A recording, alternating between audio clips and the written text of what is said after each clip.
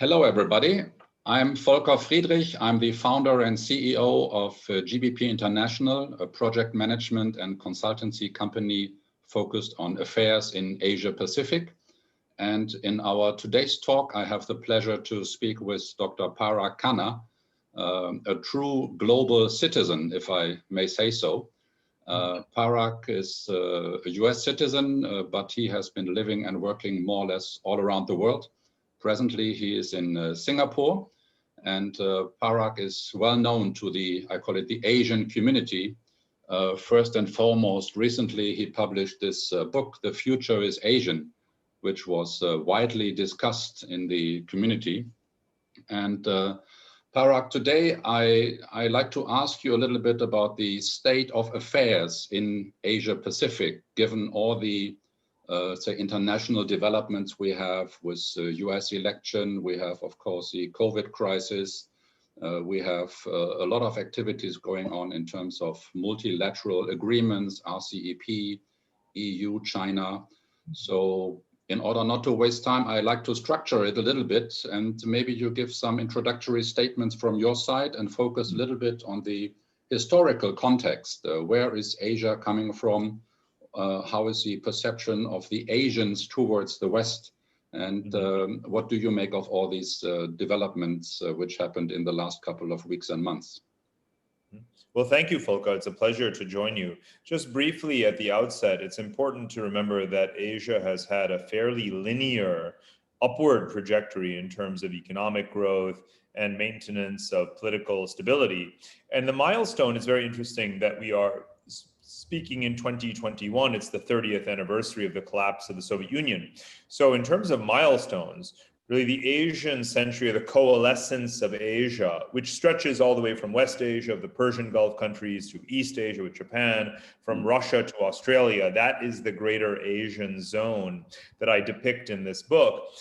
The last 30 years have been an uninterrupted story of deepening interdependence and growing infrastructural connectivity, trade liberalization, and exploiting of complementarities between these economies. Again, in a linear fashion, the last 30 years, the commodity super cycle, the overcoming of the Asian financial crisis, the Western financial crisis of 2008, and now the pandemic. There have been these milestones where on each and every occasion, Asians have learned that they should maximize their internal integration in order to cope with the external volatility. And that's, an interesting thing to think about. From the Asian point of view, it's the West that has become volatile, delegitimized, less predictable, rather than the reverse. Yeah.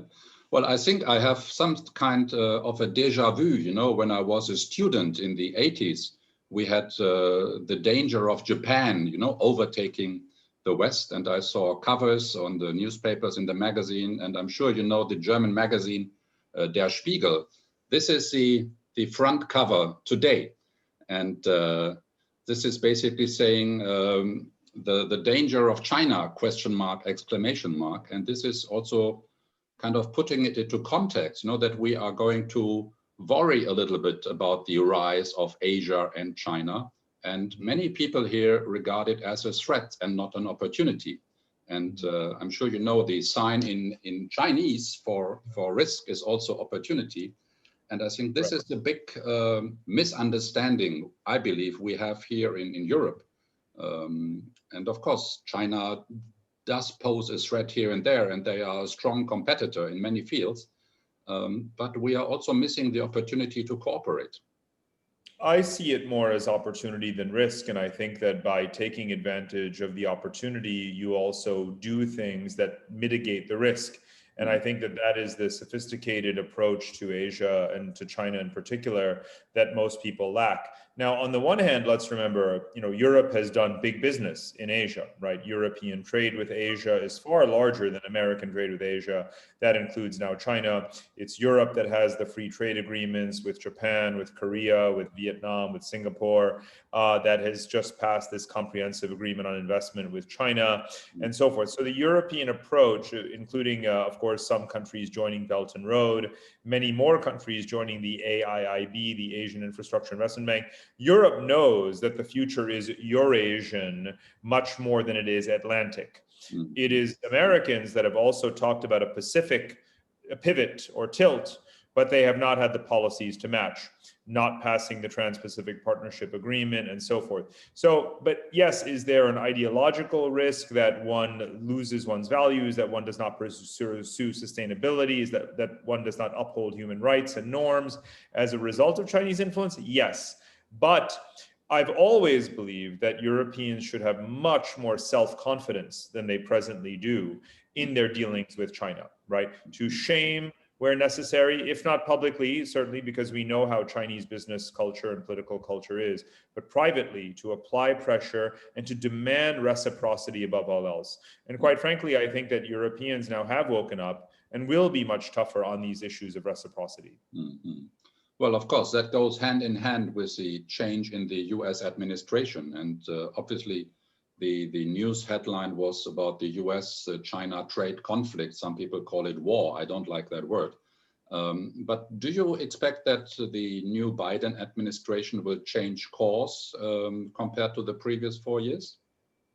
By and large, the answer to that would be no. I mean, there will be a difference in terminology and so forth, but that's really not what's important. Yes, of course, vocabulary and image and perception matter, but let's remember again, you will not see any change in China's policy. People always ask first and foremost, what will be the change in US policy? But let's remember that China has changed nothing. China has pursued rampant neo-mercantile policies, import substitution, unfair trade practices, restrictions of market access, unimpeded, growth in its military budget, investment in asymmetric technologies of conflict, and so forth. So let's remember that whether Trump wins or loses, whether Biden changes or doesn't change, China will not change. Right, we absolutely must remember this. So the question is, what is the policy collectively, or the new baseline set of policies that countries that fear China will pursue? And there you will see an acceleration in certain areas. You will see more activity under the auspices of the Resilient Supply Chain Initiative, right? To divert supply chains from China in critical infrastructures, whether it's pharmaceuticals, automobiles, clean energy, medical equipment, and so forth. Those kinds of things, right? Excuse me, isn't that a little bit contradictory to China and the EU signing this investment protection agreement just before end of last year? Because in this agreement, China itself still is effectively the world's largest economy. It has a large domestic market. It's driven by investment as well as consumption. It is now, as of just this week, officially the largest recipient of foreign investment in the world. So as everyone knows, in order to sell effectively and competitively versus Chinese firms in the Chinese market, you do need to be in China. So this diversion of supply chains and production is for what is consumed by the rest of the world.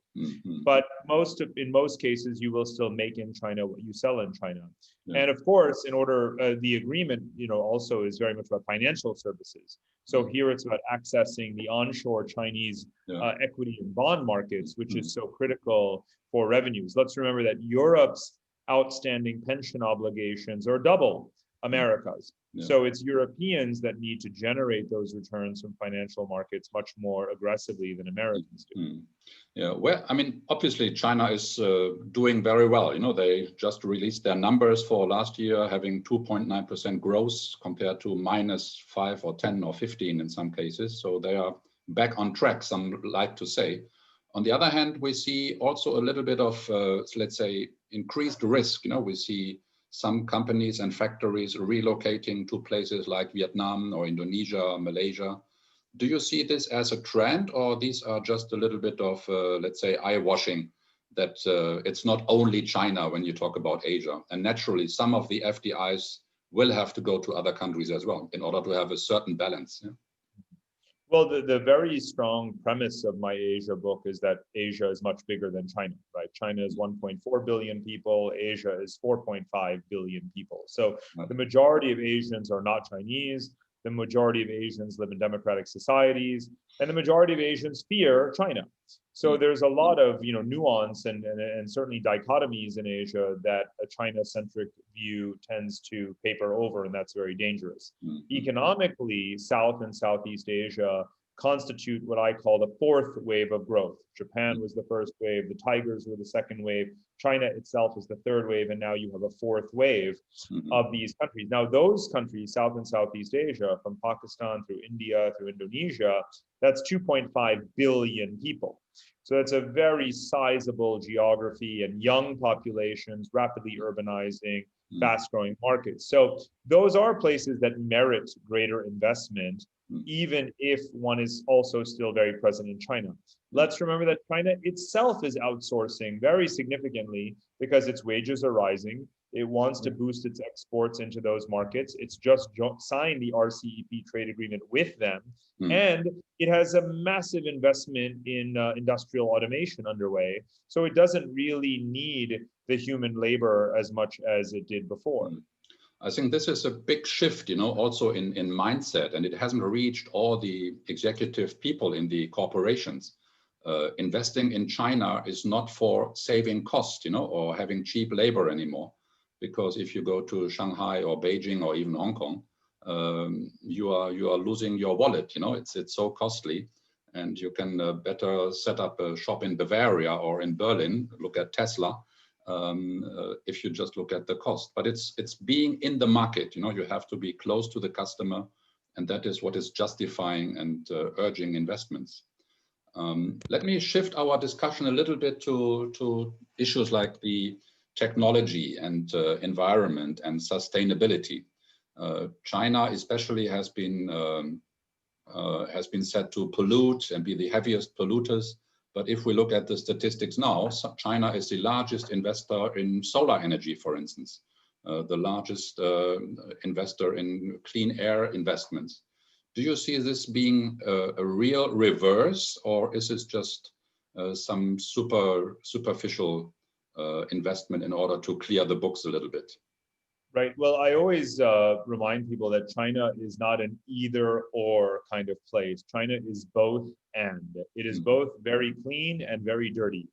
It is both very old and very young. It is both very rich and very poor, and so on and so forth. So, when it comes to these environmental investments or clean energy investments, it has deployed at very large scale, systematically, new technologies around nuclear power, for example, wind and solar. It does dominate the global solar industry, but it's also still the largest builder of coal-fired power plants and so forth. So it's both. But if you look in the books of state-owned, hydrocarbon companies and energy companies, you find that a lot of the stranded assets in China are indeed traditional oil and gas distribution. So it clearly shows that they have been meeting some of their targets on renewability at the provincial level faster than even intended. So they do deserve some credit for that. But of course, one of the main intentions here is to export these solar, nuclear, wind, and other technologies in order, again, neo-mercantilism being at the core of their economic philosophy in terms of their international relationships. That's also what this is about. Yeah, and especially talking about solar industry, especially from a German perspective, we have, let's say, our own fair share of experience. We have started to build the first generation of solar technology here. And today we have basically zero production of solar technologies, whereas all the manufacturing plants are owned by Chinese and Asian corporations. So this is the inherent, I would say, threat or the accusation people do make to especially Chinese companies, stealing technology, making it cheaper, and be the copycat and then conquer the world market. And all the developers and researchers just getting a fraction of the benefit at the end of the day. That used to be the game, Right. And again, it's both and, right? I mean, China used to do that. It still does that, but it also does a lot of innovation. It's a quantum computing leader, an AI leader, a 5G leader, a genomics leader. So again, it's both a copycat and an innovative culture at the same time, depending on the sector. And as we know, what remains for them are aircraft, and semiconductors. Really, these are the two areas where they don't feel that they have sufficient indigenous prowess. But beyond that, they've more or less caught up. Right. No, I agree. And from my own experience, I can only share that Asian people in general, they are adopting technology, and in Germany, we have a big discussion about become more digital, which for some people basically means I can use my mobile phone, In Asia, they do everything with a mobile phone, they do payment, they do data tracking, et cetera, et cetera. So it's a big gap now I can see in terms of usage and adaptation of new technologies, regardless where they have been developed. And you should see at the moment, there is a big discussion about how you fight Corona in Germany. We still haven't come through the worst yet. And of course, data protection discussion is a big obstacle. And the analysis shows that many Asian countries, they have done much better because they were data tracking. Yes. We've seen that here in Singapore. More broadly, it's a theme that I look at a lot in terms of individual rights versus collective responsibility. Yeah. And here, citizens have accepted the responsibility of using contact tracing apps and wearing masks and remaining, quarantined and so forth. And they have the experience of SARS from 2003 to reflect back on and remember. I do think it's been a learning experience for sure. I've done many articles about this over the past year, saying that part of the broader lesson is a much stronger appreciation of Asian technocratic governance, even if the countries are democratic, like Japan or South Korea or Taiwan, which are really the foremost democracies anywhere, but they have a much more technocratic style of civil service, which is with a strong degree of public support. Right. And therefore, these are places that are real role models for future governance. So that is also one of the points that is a lesson from this pandemic. Yeah, talking about environmental stuff brings me to the question of are they going to impose political changes in terms, will there be something like a green party like we have in Germany, for instance, which is also being part of the government in some of the federal states, and many say they will form part of the government in the federal government as well in the next election. But I don't see, let's say, a Greta Thunberg in Asia yet, or any new green party which is having that agenda. Yeah.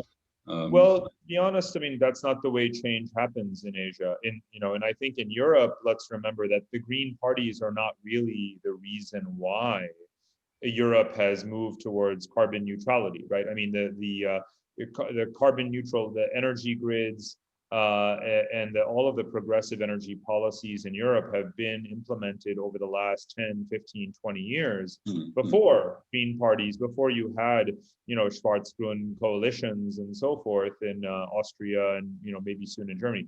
I think that that's a reminder that this is about government policy, not just the social influence of, coalition politics or green parties. I think it's wonderful about Europe that you have multi-party parliamentary systems and that young people are gravitating towards a sustainability agenda. Everything about that is excellent and fine. But when you're talking about, the 4.5 billion people of Asia, the mass industrialization, the enormous amount of emissions and greenhouse gas emissions and environmental decay, I really hope we do not have to wait for green parties and Greta Thunberg to rescue Asia.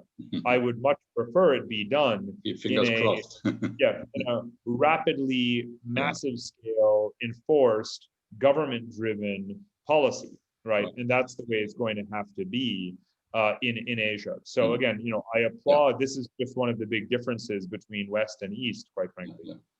No, I agree. And I think given the status of the Asian environment, you really have to leapfrog, out of the environmental disasters rather than to go the linear way, which we did in Europe for the last 40, 50 years. And of course, also the level of information about what needs to be done and also what can be done technologically is very different today than 30, 40 years ago.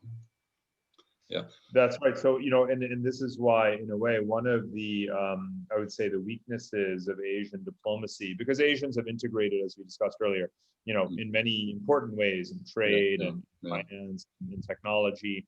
But in terms of a common Asian environmental agenda, That is desperately lacking, right? Yeah. The technologically sophisticated countries transferring their hydrogen power and nuclear and wind at a lower cost to the markets that really need them.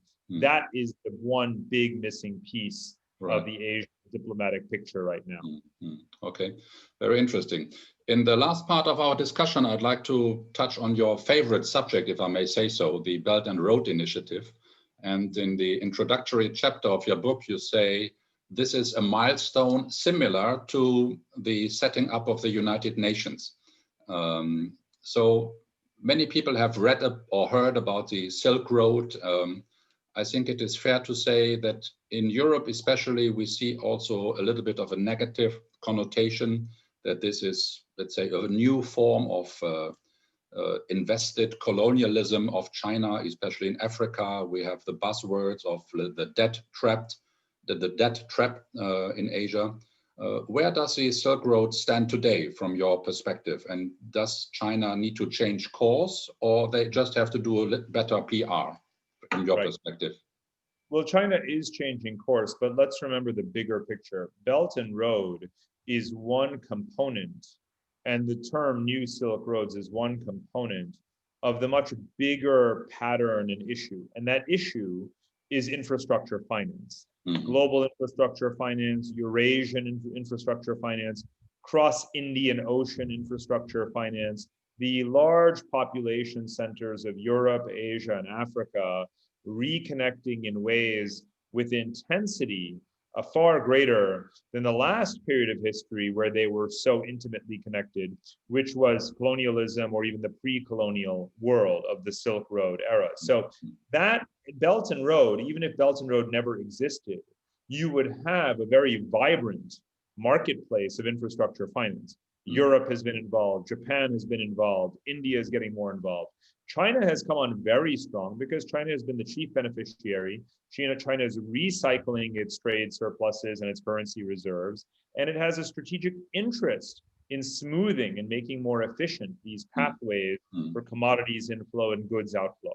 So Belt and Road is very sensible from a Chinese point of view. However, its brand has been far too aggressive. The debt trap diplomacy is unsustainable. It needs to share the wealth. It needs to have a more inclusive tent. And this is why I count on Europeans who have actually joined Belt and Road in the AIIB to change it from the inside. Because America's criticisms of Belt and Road from the outside won't change anything, right? The only way to change real on-the-ground decision-making and policy, whether it's for debt sustainability or environmental sustainability, is to compete vigorously internally. So I believe it does come down to Germans and French and Italians demanding that their companies, with their better technology, more sustainable practices, better corporate governance, and higher wages to workers, and all of these things, demand that they get their fair share because they are full participants in this process. So I really believe this is yet one more example of how Europe needs to be a very sovereign, confident, and co-equal voice on the global stage. Yeah, I cannot agree more with you. However, I have seen many, let's say, project initiatives where also China invites German or European companies to participate, let's say, in Africa or in Sri Lanka or wherever, or in Kazakhstan. But what they are mainly looking for is an investment type of project, like a build, own, operate project. And I don't see these big companies from Europe, taking that risk, investing $1 billion or $2 billion and build a highway with a toll gate and then collect the money for the next 20 years. Nobody is daring enough to do that. The Chinese are, they have all the backing. In some cases, they have government guarantees, or they are even government companies. So there is no risk of failure for them. Whereas the private corporations like Siemens, Saint-Gobain, whoever, they are more risk averse, let's put it this way, and they don't believe that they can recapitalize these investments. That's why we're seeing more public-private partnerships, more government-backed initiatives, whether it's the D10 or Club of Democracies on a technology partnership, EU-Japan partnership for sustainable infrastructure finance. So more risk guarantees, more backstops, and this kind of thing, so that there can be a more competitive marketplace around infrastructure finance, bring down those interest rates and so forth. Yeah. Well, now, of course, we have, let's say, a special situation, and we have the COVID impacts in all the economies worldwide. And I worry a little bit that we are doing a little bit of an extra round. Companies, they have to recompose themselves. Some have to go through restructuring. Some are going into liquidation. On the other hand, we have a vast growth in everything related to IT, e-commerce, software. So we really see a fast tracking of a structural change in the economies as well. And I don't have an answer yet. What does that mean for the Belt and Road projects? But certainly we are going to see a reassessment in its entirety. Well, I'll tell you, again, it's a live issue that's being modified all the time. And it's pre-COVID that China began to significantly divert its global Belt and Road portfolio much more towards Asia. And the pandemic has only reinforced that desire to achieve more local, regional self-sufficiency, to procure more energy and food from Russia, more more industrial imports from Japan and South Korea, and so on and so forth. So really, China is not looking to colonize Africa or South America. It looks to these far off regions primarily as a source of resilience for inputs and nothing more. Yeah, I agree. And I fear that, especially in Europe, and I can judge from the Europeans' perspective, everybody needs a little bit of a wake-up call. And I think your contributions are a very good element of that. And you need to be heard much louder and much more often and clearer in the corporate world as well as in the political circles. And I hope with our short interview here, we can trigger some more discussions along these lines. And I really appreciate you sharing your experience and your knowledge about all these Asian, Chinese, Eurasian affairs. So I'd like to thank you very much for that talk. And I hope we can meet in person soon. I believe Davos is the next closest possible event, so to say, if it happens. I think it is happening online this week, and they are planning for a live event in May. I'm sure you're going to be there as well. That's right. Well, thank you so much for this very engaging conversation. And indeed, I hope that we can work together to promote European interests here in Asia. Okay. Thank you very much for now, and see you soon. Have a good day. Take care. Bye-bye. Thank you, Volker.